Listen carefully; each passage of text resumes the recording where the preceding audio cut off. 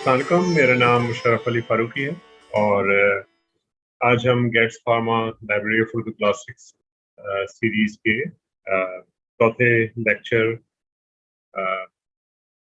के का प्रोग्राम है आज ये। गेट्स फार्मा एक फार्मास्यूटिकल कंपनी है जिसने इस सीरीज को कल्चरल प्रिजर्वेशन और हमारे लिटरेरी हेरिटेज की प्रोपगेशन और प्रिजर्वेशन के लिए इस सीरीज को स्पॉन्सर किया है। तो आज हम जिस किस्से का जिक्र करेंगे और उसके बारे में थोड़ी बात करेंगे, उसका नाम है किस्सा छबीली भटियारी।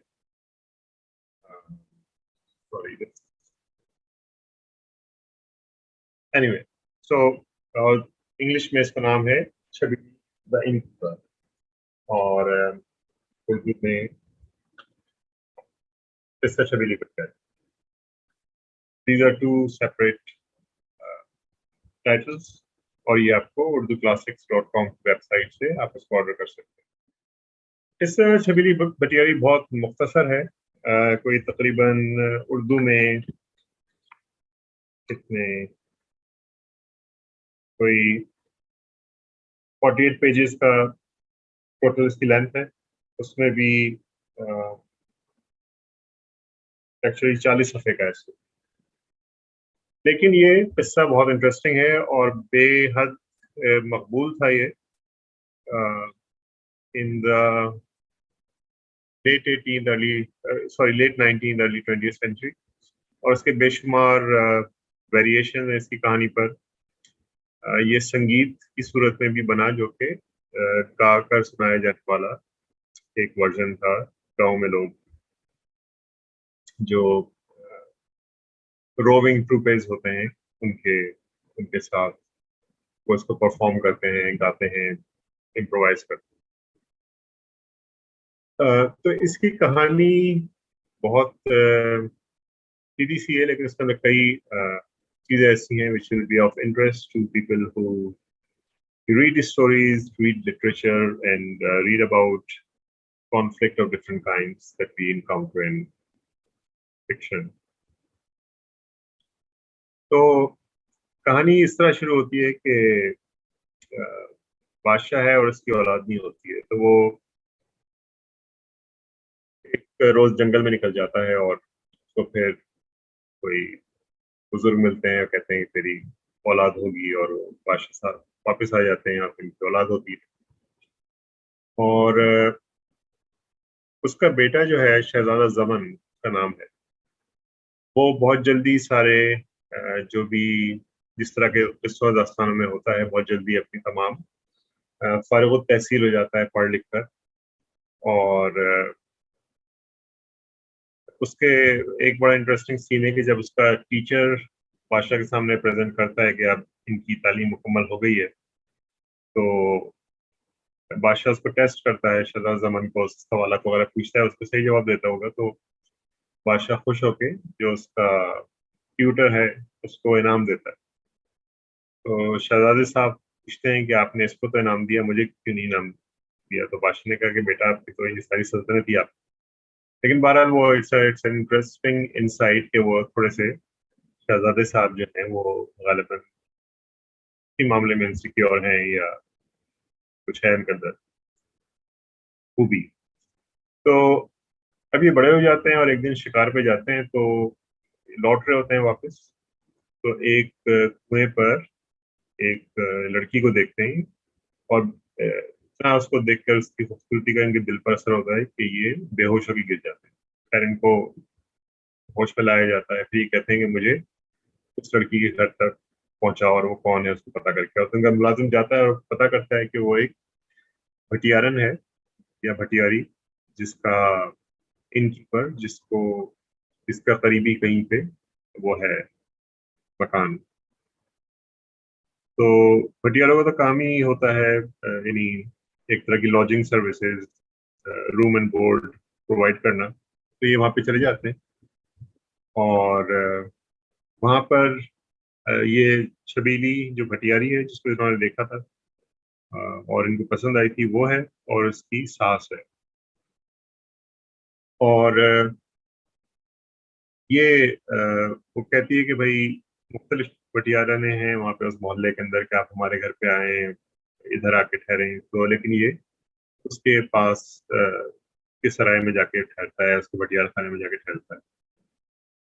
और वहाँ पर उसका इंटरेस्ट जाहिर हो जाता है का जो है शहजादे का, कि इसमें छबीली में इंटरेस्टेड है। तो उसकी सास देखती है कि अच्छा ये इसको बात बात पे थोड़ी बहुत अशरफियाँ दे रहा है, तो वो कहती है तुमसे जाकर और टींगे बढ़ाओ, उसको इनकरेज करती है एक तरह से छबीली को कि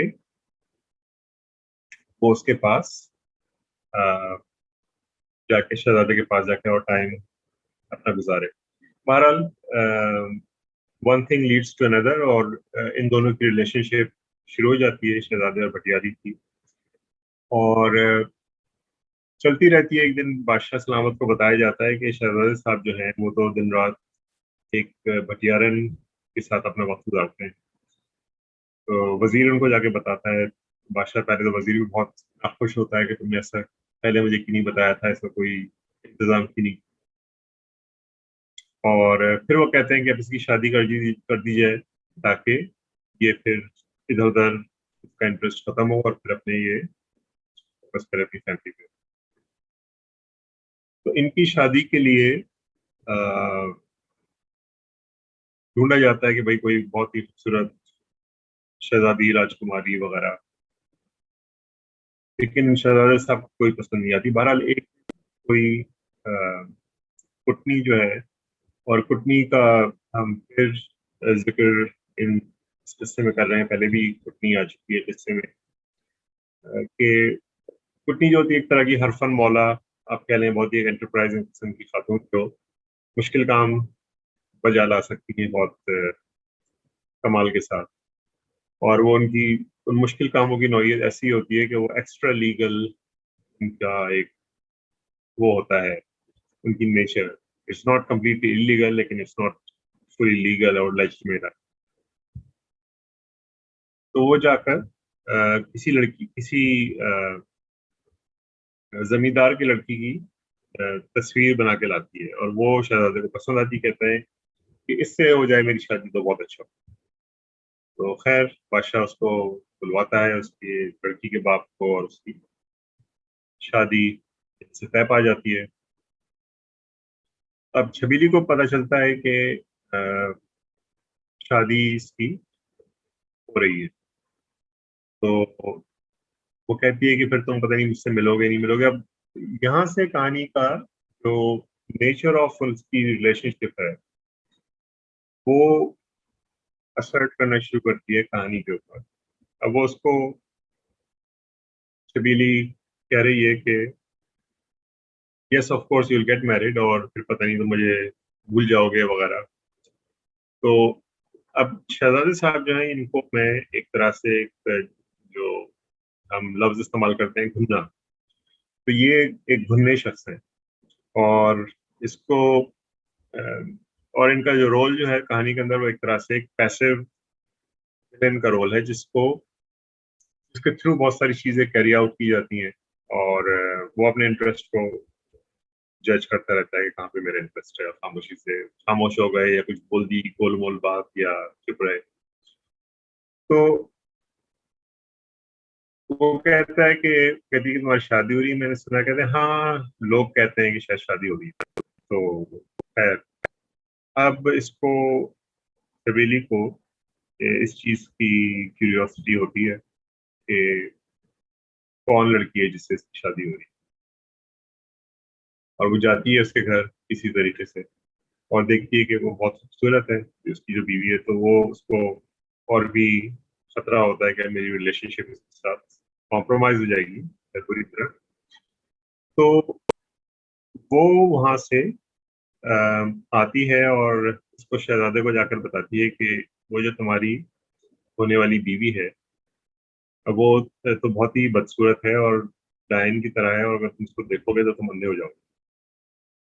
तो यहाँ पे भी शहजादे साहब की एक उनका टैलेंट है वो सामने आता है, कहते हैं अच्छा ऐसा हो जाएगा, नहीं नहीं ऐसा तो नहीं होना चाहिए, तो कुछ करो। तो कहती है कि बस तुम अपनी आँख पे पट्टी बांधे रखो और उसकी तरफ देखना नहीं, बस कुछ हो जाए। तो विदाउट फर्दर अडू शहजादे साहब कहते हैं अच्छा भाई ठीक है पट्टी बांध दो, और वो पट्टी बांध देती है। उसके बाद से वो मुसलसल हाय हाय करते रहते हैं कि भाई मेरी आंखों में बहुत दर्द है, मुझसे देखा नहीं जाता। शादी भी उनकी आंखों पे पट्टी बंधे हुई होती है और बाकी अरसा भी उनकी आंखों पे पट्टी बंधे हुई गुजरता है लिटरली। तो अम, यहाँ से अब उसकी जब बीवी पूछती है कि पहले उसके वेट करती है शहजादे का कि शायद उसकी तरफ कुछ उसका हो तवज्जो हो, लेकिन शहजादे साहब तो अपनी आंख पे पट्टी बांधे बैठे हैं। तो कहती है कि मैं क्या करूं? तो कहते हैं कि तुम कहाँ पे सोऊं? तो कहते हैं कि तुम पायथी, पलंग की पायथी पे जाके पड़ जाओ, वहां पे जाके सो जाओ। तो वो कहती है ठीक है। और जब भी अरसा गुजर जाता है फिर पूछती है, तो कहता है पलंग की पायथी। बेसिकली उसका एक इंफीरियर उसको स्टेटस है उसका उस रिलेशनशिप के अंदर उसकी बीवी का। और उसको जाहिर बात है इस चीज से बहुत तकलीफ होती है, और वो पता करना चाहती है कि हो क्या रहा है शहजादे की जिंदगी। तो पता चल जाता है उसको कि शहजादे साथ जाते हैं और वो छबीली के साथ अपना वक्त गुजारते हैं। तो वो अपने अपना भेष बदलकर एक दही वाली बनकर दही बेचने के बहाने वहां पे जाती है उस भटियारिन की सराय पर, छबीली की सराय पर, जहाँ पे शहजादे साहब अपना वक्त गुजारते हैं। और कहती है कि दही ले लो, दही ले लो। ये खाने में बैठे होते हैं, ये कहते हैं अच्छा दही कैसा है, और देखना चाहते हैं कि कौन बेच रहा है। तो वो देखते हैं उसको, सारी बात अब देखा तो है नहीं उन्होंने अपनी बीवी को उस तरह से लाइव, के आंखें इनकी बंद रहती हैं। तो बहुत अट्रैक्ट होते हैं उसकी तरफ। और छबीली का उस वक्त, छबीली को भी गालिबन उस वक्त की कहानी एम्बिगुअस थोड़ी, उसको पता नहीं चलता कि ये वो उसकी बीवी है। ये अगर उसको पता चलता है तो ये कहा नहीं जाता कहानी के अंदर। लेकिन बहरहाल छबीली गुस्से होती है इस औरत पे कि तुम अपना दही बेच रही हो क्या, किस लिए आई हो? और शहजादे साहब कहते हैं कि दही और मुझे पूरा सब खरीद लूंगा। वो she asks for a very high price. तो दही को कहते हैं हाँ हाँ सब ले जाओ, मेरा नोट, मेरा बाजूबंद ले जाओ और मेरे जेवर ले जाओ, अभी पैसे नहीं, फिर बाद में आके ले जाओ। तो ये एक बहरहाल चीज शुरू हो जाती है, और उसके बाद भी इनकाउंटर्स होते हैं। और और फिर ये जो दो खवातीन हैं, छबीली और बचित्र कौर, जो उसकी शहजादे की बीवी है, उनकी उनकी आपस में बैटल ऑफ नर्व्स है कि भाई कौन उसको ब्लिंक करता है आखिर में और कौन जीतता है। क्योंकि वो उसकी now she is out to retrieve the prince from the clutches of, as she sees it, from the from छबीली। और छबीली जो है वो अपनी इसी रिलेशनशिप को प्रोटेक्ट करने की लगी हुई है। इस कहानी का जो नेचर जो है वो ट्रेजिक है। और ट्रेजिडी का जो एक उसूल है वो ये है कि उसमें ऐसे वाकयात होते हैं which can have only one outcome. उसके अंदर there is no stepping back, there is no um, last minute you know enlightenment हिसाब रुक जाए किसी चीज पे। उसकी नेचर ही इस तरह की होती है कि you cannot step back from it. वो एक दफा वो चीजें ट्रिगर हो जाती हैं तो then they must run their course, and which always is uh, an unhappy situation in the end. तो अच्छा, ये कहानी जो थी, ये किस्सा जो था, वो बहुत पॉपुलर था। और इसके बारे में मुख्तलिफ इसके बारे में दो कम अज कम वो हैं theories. एक को तो कुमकुम सागरी हैं, खातून इंडियन एकेडमिक हैं, उन्होंने इससे को स्टडी किया है जिसके जो मुख्तलिफ वर्जन हैं, और उन्होंने इसको कास्ट और क्लास की जो लेंस है उससे इंटरप्रेट किया है कि किस तरह से एक अपर कास्ट वुमेन जो कि शहजादी की बीवी है और एक लोअर कास्ट उनका कॉन्फ्लिक्ट है इसके अंदर, उसको उन्होंने तरह देखा है. एक जो बहुत इंटरेस्टिंग इंटरप्रिटेशन है वो उर्दू स्कॉलर और ट्रांसलेटर और क्रिटिक मोहम्मद सलीम रहमान साहब की है, जिसको मैंने कोड भी किया है अपने ट्रांसलेशन में. उन्होंने कहा है कि वो उनकी अपनी थ्योरी है कि ये जो है छबीली वो दुनिया है, यानी द मटेरियल वर्ल्ड, और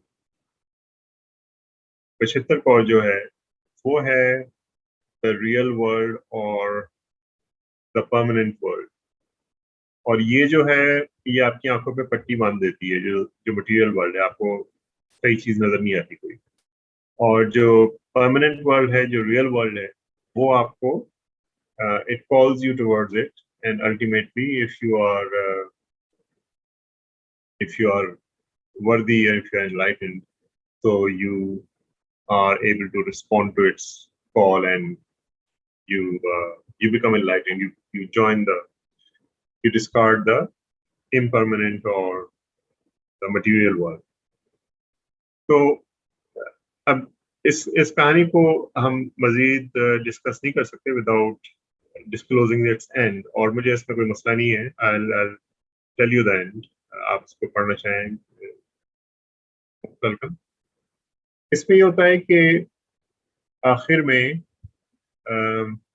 वो उसको प्रूव कर देती है, शहजादे की बीवी जो है, कि she is that woman whom he has seen and felt attracted to, और वो कोई बदसूरत औरत नहीं है, और ये झूठ था जो उसने छबीली ने बोला था.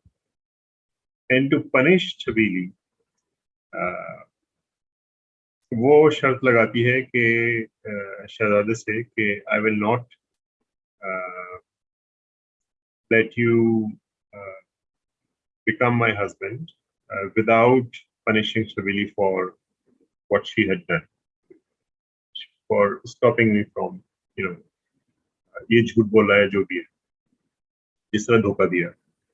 और उसको बुलाया जाता है छबीली को, और कहती है कि मैं उसको जब तक मरवाऊंगी नहीं तो मैं रुकूंगी नहीं. तो उसको बुलाया जाता है छबीली को. शहजादे साहब कहते हैं अच्छा भाई उसको मेरे करीब ज्यादा नहीं लाना, वरना शायद उसकी मोहब्बत दोबारा मेरे दिल में जाग जाए तो मैं उसको कोई सख्त सजा नहीं दे सकूँ. और लेकिन सब लोग कहते हैं कि देखिए ये तो मौत की सजा तो आप नहीं दे सकते इसको, क्योंकि ये तो बहुत ही लाइट सा वो है. आप इसको ज्यादा से ज्यादा ये कर सकते हैं कि आप इसको शहर से निकाल दें अपने, so that she is no longer in your dominions. तो ये बात मान लेते हैं और कहते हैं कि अच्छा तुम निकल जाओ यहाँ से. लेकिन उनकी बेगम साहबा को पता चलता है तो वो कहती है नहीं, जब तक मैं इसको मार नहीं लूंगी, और वो भी खास तरीके से कि इसको टॉर्चर करके मारा जाए, तब तक मैं राजी नहीं होंगी, और वरना I will kill my self. तो शहजादे साहब कहते हैं कि अच्छा भाई इसको मार दो, और अल्टीमेटली छबीली इज किल्ड. तो और उसके बाद फिर एंडिंग बहुत कि भाई फिर वो हंसी खुशी रहने लगे, और they ruled in great peace and contentment. So this whole sordid sort of episode at which the story ends jars our nerves and offends our sensibilities कि भाई ये सब क्या हो रहा है. इसमें कई तरीके से देख सकते हैं, लेकिन I prefer to see it from जो है from the point of view of relationship. और उसके अंदर अगर हम सिर्फ रिलेशनशिप्स को नहीं देखें, उनकी रिलेशनशिप्स का स्टेटस के whether one kind of relationship is more sacrosanct than the other, या दूसरी बात ये कि social acceptance एक रिलेशनशिप की कितनी है और दूसरी की नहीं है. If we rather look at how a person who is in love will respond to a perceived threat or a threat by protecting his or her interest. तो अगर हम उस तरह देखते हैं इसको, तो हमारे सामने दोनों के कैरेक्टर आते हैं, छबीली का भी और शहजादे की बीवी का भी। और उसमें जो छबीली के एक्शंस हैं, they fall under what you would call a basic instinct। भाई ये तो इतना तो वो कोई भी औरत अपनी रिलेशनशिप को सेफगार्ड करने के लिए करेगी। और इसमें जो शहजादे की बीवी का किरदार है, वो एक बहुत ही विंडिक्टिव और enterprising but also very vindictive मन का है, जिसने उसको मरवाया इस तरह करके। लेकिन और जाहिर बात है, उसको शहजादे साहब हर चीज की सबकी बात नहीं मानते थे, जो अपनी इंटरेस्टिंग चीज होती थी वो करते थे। तो दिस इज नॉट,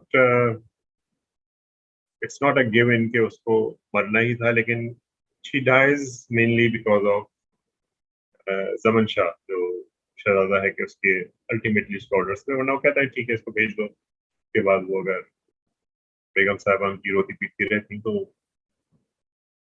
कब तक शुरू कम रहा कि चलो ये निकल तो गई उनके लाइफ से। तो I just look at the relationship that is discussed in this story, और उसमें इस तरीके से उसको दिखाया गया है प्ले। अच्छा, इसमें चूंकि ये किस्सा बहुत पॉपुलर था और इसमें कई इसके वर्जन बने। एक जो है इसका वर्जन का नाम है फरेबुन्निसा, यानी on the deception of women, or on the deceitfulness of women, which is almost a genre in certain kinds of literature। कि भाई जो औरतों का मकर है, उसको ये अरबिक लिटरेचर में भी है, ये हिंदुस्तानी लिटरेचर में भी है, और अरबी से ये फारसी लिटरेचर में भी आया है। उर्दू के अंदर भी जाहिर बात है इससे उनकी इन्फ्लुएंस वहाँ से आए हैं। तो इनका इन किस्सों में जो अगर आप उसका टाइटल देखें, किस्सा फरेबुन्निसा, तो उसमें धोखा कौन दे रहा है? उसमें जाहिर बात है छबीली को ही दिखाया गया है धोखा देते हुए। तो एक तरह से उसका जो टाइटल है किस्सा फरेबुन्निसा, दैट डिटरमिन्स कि who is the villain in that story. अच्छा, आप अगर आप ये डिटरमिन कर देते हैं शुरू में ही कि this Chhabili is the villain, तो इसका मतलब है कि there is a particular slant to the किस्सा, और उस किस्से का और वो जो स्लांट है, it's addressed to its audience. और उसका कोई जाहिर बात है कि इसका स्लांट है तो एक ऑडियंस भी मोर और लेस प्री डिटरमिन्ड है कि वो कहाँ से किस के लिए ये फॉर हुज बेनिफिट्स प्रोवाइडेड। तो मुझे लगता है कि इस किस्से के जो ज्यादातर वो थे सुनने वाले, वो खवातीन रही होंगी, और उनको ये दिखाने के लिए कि अगर और ये खवातीन वो जो who have permanent relationship, not the kind of relationship that Chhabili had with the prince, और उनको ये रीअश्योर कराने के लिए कि भाई अगर कोई हो भी गया तुम्हारे शौहर का किसी औरत के साथ ताल्लुक, तो ultimately you will Triumph in the end, और फिर देखो उसको कैसी सजा मिलेगी, which is the brutal way in which which is reflected in the brutal way in which Chhabili is killed in the different versions. तो अगर ये इस किस्से की इस तरह नौइयत है, जिस of course this is all conjecture on my part के यूं होगा और इसको स्लांट, लेकिन slant is very obvious, so that is there are no opinions about that, उसका है। तो अगर ये बात दुरुस्त है कि उन खवातीन को ये बताने के लिए, ये बावर कराने के लिए किस्सा सुनाया जा रहा है कि भाई आप ultimately you will Triumph in the end, ये सब कुछ होता है लेकिन सजा मिलती है उसको, ऐसी औरत को जो किसी के शौहर की तरफ देखती है। हालांकि इसके अंदर, इस किस्से के अंदर the shahzada had an older relationship with Chhabili. It's not शहजादी के साथ शादी तो उसकी बात नहीं। तो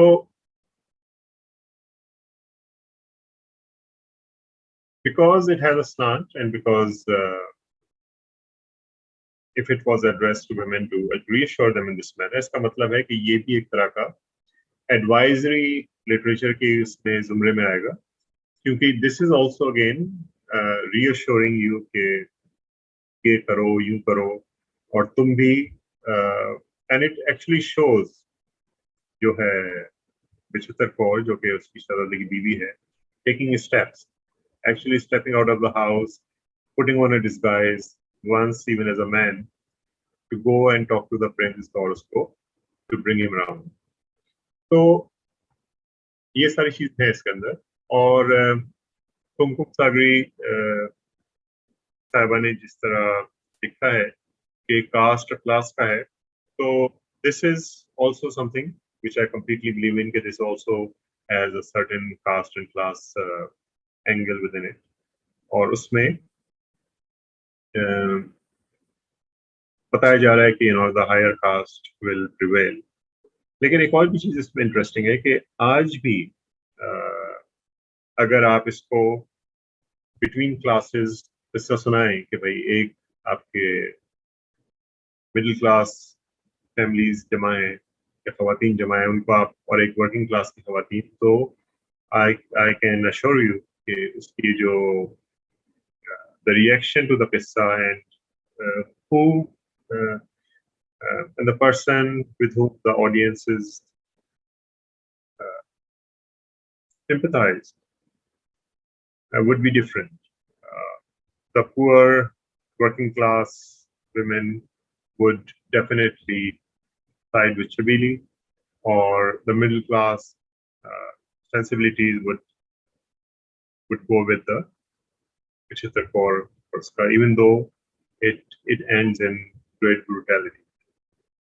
तो बस मैं आज इसको मैं अपना बयान यहाँ पर रोकता हूँ। With us today, as last week, is Dr. Maryam Zia, जिन्होंने इनका किस्सों पे और दास्तान मीर हमजा पे उनका PhD की किस्सा, और शीज बाकी अपना मुख्तसर से तारुफ मरियम आपको कराएंगी, and she has some interesting points to discuss on this किस्सा, and I give it over to Panini. Assalamu alaikum. Thank you as always for inviting me. मेरी PhD दास्तान मीर हमजा और स्टोरी टेलिंग पे है। आजकल मैं लाहौर स्कूल ऑफ इकोनॉमिक्स में पढ़ाती हूँ as assistant professor at the department of social sciences. तो किस्सा छबीली Bhatiyari is by far the most favorite kissa of mine from these 6 kissas that have been published under the Urdu Classics banner. तो सबसे पहले तो मैं जो सवाल करना चाहूंगी उसको मैं उसी पॉइंट से उठाऊंगी जिधर हमने एंड किया। बहुत दिलचस्प बात है कि जब हुक्म दिया जाता है छबीली को गाड़ के तीर मारने का, तो जो अंग्रेजी की ट्रांसलेशन है उसमें लफ्ज़ इस्तेमाल किया गया कि ज़मन शाह वाज पावरलेस। जो उर्दू का जो वर्जन है उसमें लफ्ज़ इस्तेमाल किया गया जिसकी ट्रांसलेशन फिर पावरलेस की है, वो है लाचार। अब एक तरफ उसकी पावरलेसनेस और लाचारी है ज़मन शाह की, और दूसरी तरफ बिचित्र और छबीली दोनों की ग्रिट है जिसे हम कहते हैं कि, और उनकी जो सासें हैं वो उनके साथ हैं। यानी कि जब बिचित्र भेष बदल के अपनी सास के पास पहले जाती है दुआ लेने के लिए कि वो जमन शाह को किस तरह बताएगी और उसको छबीली के चुंगल से किस तरह छुड़वा के लेके आएगी, तो ये मुशर्रफ साहब ने बात की जमन शाह की और उसकी हरकत की और पैसिव विलनी की। तो उस तनाजुर में अगर इस पावरलेसनेस की as opposed to the powerfulness of Bichitra and Chhabili कि वो सब कुछ करना जानती थी, और जमन शाह जिस तरह वो फ्रॉइड इमीडिएट ग्रेटिफिकेशन की स्टेट से ही कभी बाहर नहीं आए जमन शाह साहब, वो उनको जो उस वक्त सबसे अच्छा लग रहा होता है इमोशनली, उस इमोशनल स्टेट में जो उस वक्त उनके साथ हो रही होती है वो उस पे बस इक्तफा करते हैं और उससे आगे जाते नहीं। तो अगर इसके ऊपर आप आगे थोड़ा सा तबसरा करें। Sorry, connection was not too clear. Last, if you can just, I heard the rest of the question, just the last bit. You can. मेरा मतलब कि इस पे ये यानी कि जो जमन शाह का कैरेक्टर इमीडिएट ग्रेटिफिकेशन की बात कर रही हूँ कि इमीडिएट ग्रेटिफिकेशन से वो बाहर ही नहीं आते, वो कहते हैं जो अभी सबसे मुझे अच्छा लग रहा है, यानी कि अभी I have to be with my wife, या अभी I have to be with Chhabili, यानी कि जो भी उस वक्त उनके इमोशनल या फिजिकल स्टेट को चीज ग्रेटिफाई जो उनको करने की जरूरत है, चाहे वो उनकी जो भी अर्ज है उस वक्त, चाहे फिजिकल है चाहे इमोशनल है, उसको वो पूरा करने में लगे रहते हैं। And he is helpless and powerless in that state as opposed to Bichitra and Chhabili who exert their power and use this powerlessness on the part of Zaman Shah to their advantage at various points in the text. हाँ, तो इस पे मैं यही कहूँगा कि as we had discussed, I think in a couple of lectures earlier or last lecture also, this world that the Qissas discussed is the world of kingship and kingdoms, जिसके अंदर किंगशिप का ये खास चीज है कि you are all in all, you know whatever you say, your word, you have power of life and death over your subjects, और आपकी जो भी बात है उसको चैलेंज नहीं किया जा सकता, जो आप कह दें एक दफा, you know that is there. तो इसी तरह उसी को हम करते हैं उस पे उनकी जो नीड्स हैं, whether you know it's one kind or another kind, उनको भी आप रैशनलाइज नहीं कर सकते, यानी कि भाई ये क्यों हो रहा है या इसने ये क्यों नहीं किया, because that is an everything is in absolute terms. आपकी power absolute है, your needs are absolute, your the immediacy of different things are anything that emanates from your status as a king or as the heir to the throne have a kind of finality about it. So ठीक है, thank you. अच्छा, अगला सवाल आप अपने your translators introduction आप लिखते हैं, one of the reasons for the popularity of this किस्सा could be the difficulty in assigning a protagonist to the story. ये भी आप इसका जिक्र कर चुके हैं जो आपने तारुफ करवाया अभी, लेकिन ये जो ये ना पता चलना या आज दिन तक इस पे बहस रहना, यानी कि जिस तरह हमें पता है कोई भी जो लिटरेरी काम है which stands the test of time, उसमें ये डिबेट रहना किसी भी किस्म की, तो ये अभाम जो है कि प्रोटैगनिस्ट कौन है, आपके नजदीक प्रोटैगनिस्ट कौन है, आप किसी नतीजे पे पहुंचे? तो इसमें we can start by first figuring out who is not a protagonist. तो बादशाह सलामत जो है, who starts the story, जिनके साहबजादे ये शहजादा ज़मान है, he is not the protagonist. Shahzada Zaman Sahib is not a protagonist. He, through him certain things are achieved and happen and materialize, but he's not the the protagonist. अब रह जाती हैं आपके की जो छबीली की सास है वो प्रोटैगनिस्ट नहीं है, विचित्र कौर की जो सास है शहजादे की माँ वो प्रोटैगनिस्ट नहीं है, these are all the characters there are. शहजादे का मुलाजिम प्रोटैगनिस्ट नहीं है. अब रह जाते हैं छबीली और विचित्र Kaur. So I think the protagonist, just like in complex stories, आप कहते हैं कि you're not, actually this is not the kind of story in which one should go looking for a protagonist. इसमें who is on the right, इसको आप कह सकेंगे I sympathize with this person.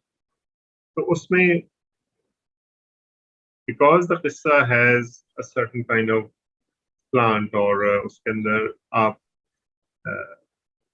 the audience can decide कि इसमें क्या है, और it's perfectly fine कि भाई कोई कह रहा है कि जी इस तरह मैं I can say कि असल में तो इसमें मुशर्रफ का जो हीरो है वो अफरासियाब है और उसके साथ ट्रेजेडी है, उसकी ट्रेजेडी है कि this system is destroyed or he's just trying to keep it together in its last days.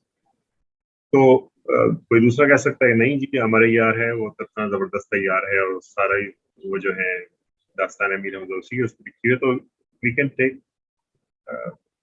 characters on different sides of the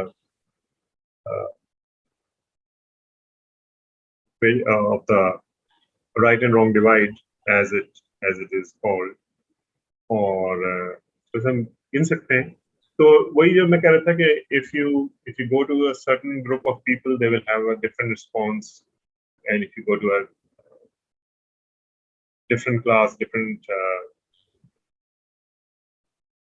demographic आप कह लें तो उनका कुछ और पर वो होगा.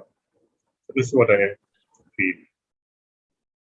ओके अच्छा, इसी में आप बात करते हैं कि both विचित्र and Chhabili are not internally complex but situationally complex. इसके बारे में आप थोड़ा कहना चाहेंगे और मज़ीद? हाँ, क्योंकि unlike novels, we are not looking at the interior life of the characters. बहुत briefly glimpse उसका होता है कि वो कहती है कि अच्छा इसकी तो शादी हो जाएगी तो फिर वो क्या करूँगी मैं, ये तो बड़ी खूबसूरत है तो कुछ मुझे करना चाहिए, और वो his wife making a resolve कि इसको मैं गुस्सा है और उसको she wants to reclaim her husband. So a very brief glimpse of whatever is the internal things are.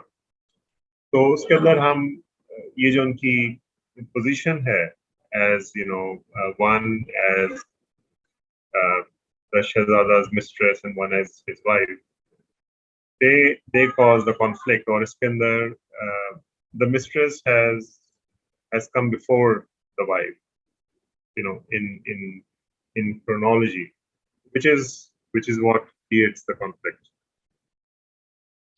अच्छा, दूसरी एक थोड़ा ज्यादा जनरल सवाल, जब हम ये किस्से पढ़ रहे होते हैं तो या किसी को कहें कि ये किस्से हैं तो उनका ये ख्याल होता है या ये तासुर है कि ये बच्चों के पढ़ने की चीज है, और हमें ये मालूम है कि बच्चे तो इसके नजदीक नहीं आ सकते. इन सम वेज ये सब एडल्ट लिटरेचर है.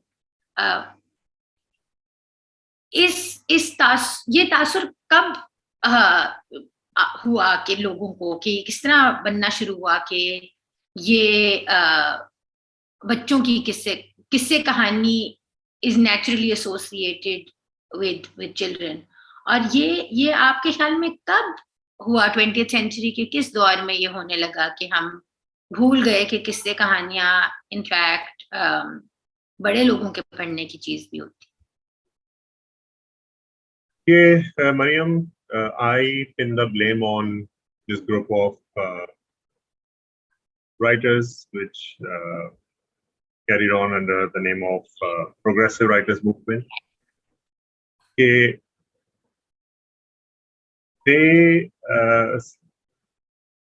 just had a very narrow view of what literature is. और उनका मसला रहा होगा कि भाई कुछ करें और कुछ यूं करके दिखाएं और या ये वाला स्टांस दें या फलाना स्टांस दें. But literature is not about stances. Literature is much greater, potential for subscription potential का जो है. आप अगर किसी एक चीज को लेकर उसको सब्सक्राइब करते हैं, जी हम लिटरेचर ही पढ़ते हैं कि इसमें कोई काम की चीज मिले या कोई हिदायत हमको मिले या हमारी जिंदगी, ठीक है आप अगर आप सेल्फ हेल्प या डू इट योरसेल्फ टाइप की कोई चीज पढ़ रहे हैं तो वो सही है, आप इस चीज को सीख रहे हैं. लेकिन यू कैन नॉट लाइफ को आप इस तरह सिखा नहीं सकते कि आप यूं कर लेंगे तो फिर ये रेवोल्यूशन आ जाएगा और यूं कर लेंगे तो आपकी जिंदगी एक नई रविश पे शुरू हो जाएगी. इस तरह नहीं होता. और ये बहुत ही एक बेवकूफाना किस्म की चीज है और बचकाना जो कि उस जमाने से शुरू हुई. और because a lot of these people became prominent और हालांकि उन्होंने under that platform they could not produce a single work of any significance or longevity जिसकी कोई literary importance हो. On their own they carried they were writers, they were poets, so अपने तौर पर उन्होंने जो किया वो किया, but it was not nothing of any interest was done under the progressive writers platform. वहाँ से एक चीज शुरू हुई और उसके बाद फिर आप की एक सोसाइटी है जिसके अंदर education is a means to getting a job या एक एजुकेशन मिल है, भाई आप यहाँ से चलना शुरू होंगे, उधर से आप निकल आएंगे तो फिर आपके पास एक जॉब होगी, which is one way of looking at things. और एक तरह का आपके लिए एम्प्लॉयमेंट अपॉर्चुनिटीज क्रिएट हो रही है सिस्टम के अंदर. लेकिन engagement with life through literature is a different thing. और वो हमारे यहाँ बहुत अरसे से नहीं रही है. हमारे यहाँ आप अब भी जाएं तो कोई लिटरेचर फेस्टिवल हो, वहाँ पे आप कोई भी पॉलिटिकल उस पे करंट अफेयर्स पे कोई प्रोग्राम होगा, उस पे वहाँ पे हॉल भरे हुए होते हैं. यहाँ पे कोई लिटरेरी टॉक हो रही होगी, वहाँ पे इतने लोग नहीं होंगे. तो और मजे की बात यह है कि as a society we are very interested in politics, but to hear about politics constantly discuss और खबरें देख रहे हैं, 10 चैनल लगाए हुए एक साथ. लेकिन are we a political people? We are not. We are कोई हमारा उसमें इंटरेस्ट नहीं है बियॉन्ड एक गॉसिप या अच्छा ये हो गया, अच्छा वो हो गया, अच्छा ये सुना आपने, वो सुना. This is a very strange sort of society जिसके अंदर आपकी इस तरह की एसोसिएशंस हैं जिस चीज को आप हर चीज को एक तफरी है, उसके बाद तो उसमें कोई कमिटमेंट नहीं है कैरीड और बियॉन्ड सर्टेन पॉइंट. उसमें ये चीजें मिक्स हो जाती हैं. उसमें इफ यू से किस्सा है, अच्छा भाई ये तो बच्चों की कहानी होगी, इसमें कोई सबक मिलेगा या नहीं, अच्छा सबक नहीं मिलेगा तो कोई अच्छी कहानी नहीं हुई. That is the general attitude which one encounters every now and then, which is fine. लेकिन जो लोग हैं वो पढ़ रहे हैं वो they have a different engagement. and अच्छा, मेरी तरफ से आखिरी सवाल, फिर we can open the floor to questions. वो ये है कि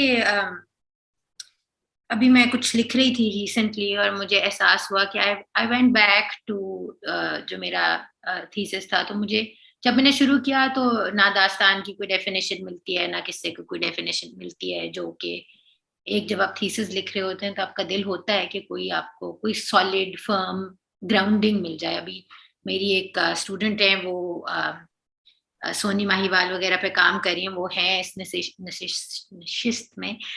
लेकिन हम तो यही बात करते हैं कि डेफिनेशंस ढूंढना एक बहुत मुश्किल काम है. लेकिन इसके अलावा जिस तरह कलीमुद्दीन अहमद साहब का गजल के बारे में भी और दास्तान और किस्से के बारे में भी ये कहना कि ये वहशियों के पढ़ने वाली चीज है, to use the word Wehshi he actually uses this word, اور یہ کہنا کہ یہ تو ان کی اصل تو چیز ناول ہے, اصل تو چیز وہ پوئٹری ہے جو اب لکھی جا رہی ہے in the post colonial context. ایک تو یہ والی جو ایٹیٹیوڈ ہے ٹورڈز قصہ اور داستان یا اپنی جو جانرز ہیں, ان کے بارے میں کبھی ہم آپ کو لگتا ہے کہ یعنی کہ عریبین نائٹس جس طرح ہے, اگر وہ ٹرانسلیٹ نہ ہوئی ہوتی تو میرا خیال میں اس کا بھی یہی ایسا ہی حال ہوتا جس طرح کا ہمارا قصہ اور داستان کا حال ہے.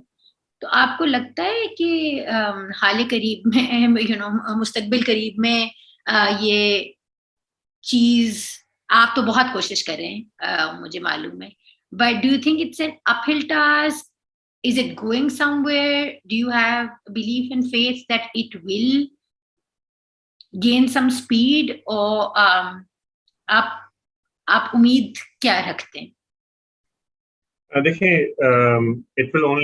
things will only improve if we start working with kids, which I always do. کہ بچوں کو اگر آپ کہانی پڑھنے کا اور کہانی سننے کا شوق لت لگا دیں اگر آپ ان کو, تو پھر وہ ہر چیز پڑھتے ہیں. جس طرح my experience, I just read everything which I could find. جب مجھے پڑھنا آ گیا اور مزہ آنے لگا کہانی پڑھنے میں, کہانی ختم ہو جاتی تھی تو دوسری چیزیں شروع ہو جاتی تھیں, انکلوڈنگ مائی داداز ہومیوپیتھی مینول. انہوں نے کوئی کورس کیا تھا ہومیوپیتھی کا, تو وہ رکھا ہوا تھا, اس کو پورا اٹھا کے پڑھ ڈالا. تو یہ کوئی چیز بچتی نہیں تھی unless you get a story. پھر اس کے بعد آپ سرچ چل جاتے ہیں, لیکن پڑھنا you want to consume, and this is how you acquire language and how you acquire proficiency and sense of the language. تو بچوں کا کبھی آپ لوگ دیکھیے گا storykit.com کے نام سے ایک پروگرام ہے which we do for we go and do interactive storytelling sessions at schools, my group and myself. اور انہیں اسٹوریز کے ساتھ ان اسٹوریز پہ بیسڈ ایک گیم بناتے ہیں, اور بچوں کو بھی انوائٹ کرتے ہیں کہ آپ بھی act out these stories, narrated in parts, اور ان کو بہت مزہ آتا ہے. اس کے بعد they want to read the book. اور پھر ان کے پیرنٹس ان کو روک رہے ہوتے ہیں, ارے نہیں یہ اردو کی کتاب کی پڑھو, انگلش کی پڑھو. All these things I've seen and witnessed. تو یہ ہوتا ہے, لیکن you work on a generation, for 10 years and you will see the results. اگر آپ یہ کہیں گے کہ جی جو ابھی already BA میں ہے اور which is in the system, اور جو اس کو سارے وہ ہیں اس کے اندر جو بھی ایگزسٹنگ آپ کے سسٹم کے prejudices ہیں, اور whether it's a prejudice or a prejudiced way of looking at things, اس سے آپ ایکسپیکٹ کریں کہ اچھا بھائی یہ سب لوگ مائل ہو جائیں گے اور اس سے اگلے ہفتے سے پڑھنے لگیں گے, اور ہستنیز پہ فاروقی صاحب کے لیکچر اٹینڈ کرنے آ جائیں گے, یا مریم کے 1 سے 25 اسٹوڈنٹس ہو جائیں گے وہ اور ڈفرنٹ. تو وہ نہیں ہوگا, وہ اسی طرح ایک چھوٹا سا گروپ رہے گا, لیکن then it will change over a period of time. It will change. You can corrupt a generation, and you can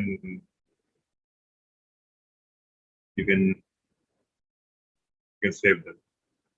So we have seen what happens when generations are corrupted, but we haven't seen how generations can be redeemed through different, stories cannot redeem you, lekin they provide you, I think, a great way to look at the good, the bad of the world, and get exposed to it so that the good still attracts you, but the bad stops shocking you, so that you can understand it. Okay, thank you. I think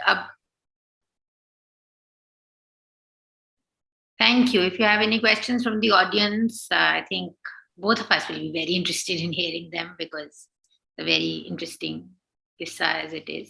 اور میں جاننا چاہوں گی ویسے کہ ادھر جو لوگ ہیں انہوں سے کتنے لوگوں نے پڑھی بھی ہے یہ پڑھا ہوا یہ قصہ یا کوئی بھی دوسرے قصے جو اس میں ہے.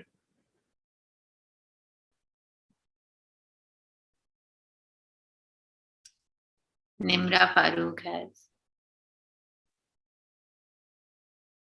اچھا Nimra I've just read your question. نہیں ایکچولی embargoed ہے میرا thesis because I'm trying to publish from it. تو یہ میں اپنا ای میل ایڈریس ادھر آپ کو لکھ دیتی ہوں. تو اگر آپ if you I'll send it to the host and they can share it with you. So then we can discuss کہ میں آپ کو I can send you some parts that are available. I hope that's okay. اور اگر آپ میں کسی کا کوئی سوال ہو اس قصے کے بارے میں تو feel welcome to share your thoughts. اور سوال نہیں بھی ہو if you have any comments. So fine. تو آج تھوڑا سا ہم maybe we can take our leave a little bit early unless you have something like to discuss something else. No, I'm just looking at Nida, my student who's working on folk tales, and I'm wondering if she's been meaning to ask you about how we define folk tales as compared to a qissa, for instance. I know this is a very long answer, but you can. Yes, I'm actually working on my thesis on these Soni Mahiwal, Sasti Punnu and Mirza Sahiban, and I'm just talking about how they are acting as social tools and how they're more about non-conformity to people and their norms rather than love under the lens of fate. I know it sounds very convoluted right now and Miss knows because she's been reading it throughout, but yes, if you can shed some light on the topic it would be very interesting. I'll just share some کوئی زیادہ اس کے بارے میں میں نہیں سوچا ہے لیکن ریسنٹلی I've been thinking کہ قصے اور داستان میں کیا فرق ہوتا ہے. پہلے مجھے اس کا یہ لگتا تھا کہ بھئی یہ زیادہ ہے اور اس طرح ہے یوں ہے, لیکن now I can see کہ اس میں اس سے پہلے تو قصے اور داستان میں کیا فرق ہے. قصے اور داستان میں یہ فرق ہے کہ میری نظر میں کہ قصے میں جو فیٹس ہیں, by fates I don't mean قسمت آپ کی, بلکہ individual lives are in focus in a قصہ, اور اس میں آپ چاہے کوئی سے بھی ان 6 قصوں میں سے کوئی سا بھی دیکھ لیں, اس میں کوئی ایک انڈیویجول ہے جس کے اراؤنڈ وہ ایک کہانی گھومتی ہے. اس نے چھبیلی ہے, اس سے پچھلے والے میں فرخندہ تھی, اس سے پہلے چوتھا وزیر تھا اور اس کی بیوی تھی. تو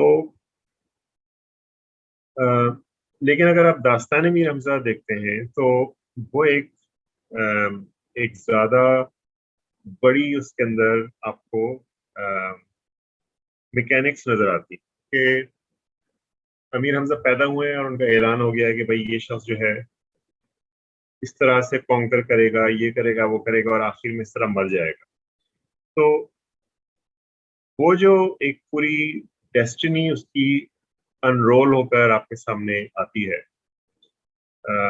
اور وہ کسی ٹریجڈی کی صورت میں نہیں آتی کہ امیر حمزہ is going to die so it will be a tragedy. No, this is how he will live his life and this is going to be his end. تو ٹریجڈی تو جب ہے نا کہ جب اس کے اندر کوئی آپ اپنی ایسی کام کریں جس کے اندر آپ کے لیے مشکل پیدا ہو اور پھر آپ سے نجات نہیں پا سکیں. لیکن اس میں it's given as a kind of timetable for the life of the hero کہ یوں ہوگا اور یوں ہوگا اور یوں ہوگا. قصوں کے اندر ایسا نہیں ہوتا, ان کی اس کے اندر جو اسکوپ ہے بہت مختصر سا ہے.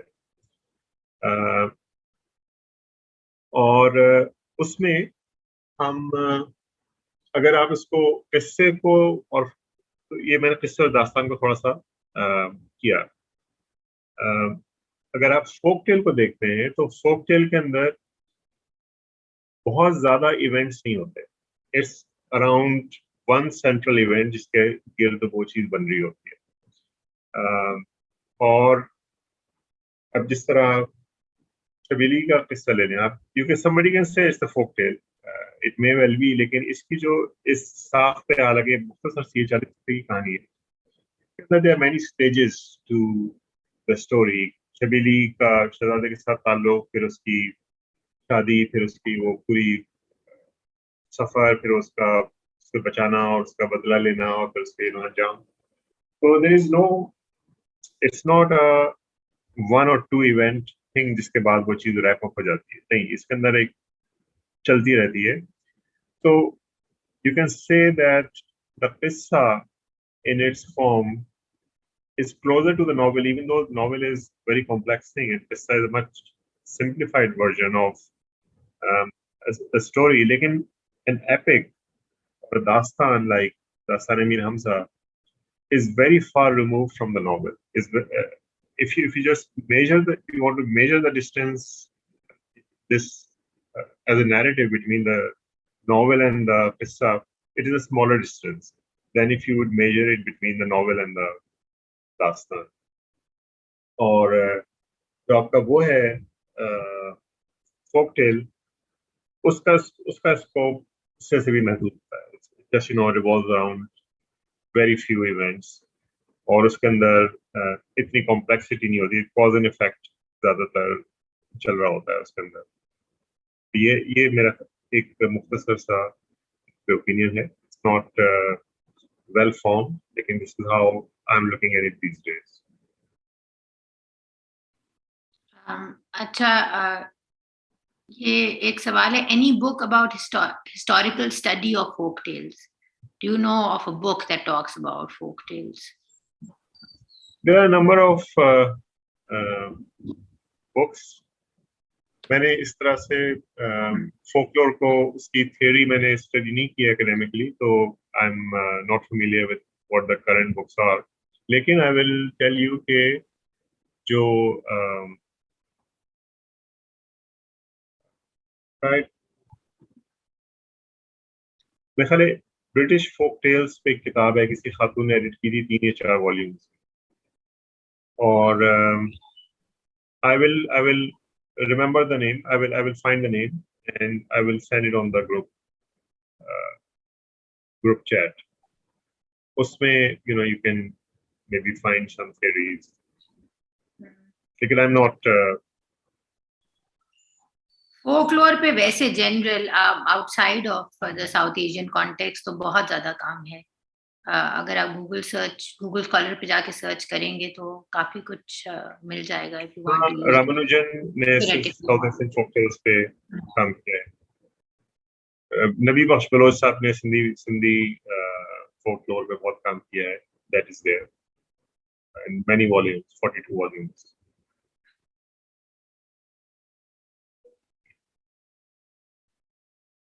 तो चलिए, thank you everyone for your time. अब हमारा वक्त हो गया, तो अब आपसे इजाजत लेते हैं. Thank you so much, and next week we are going to discuss spider.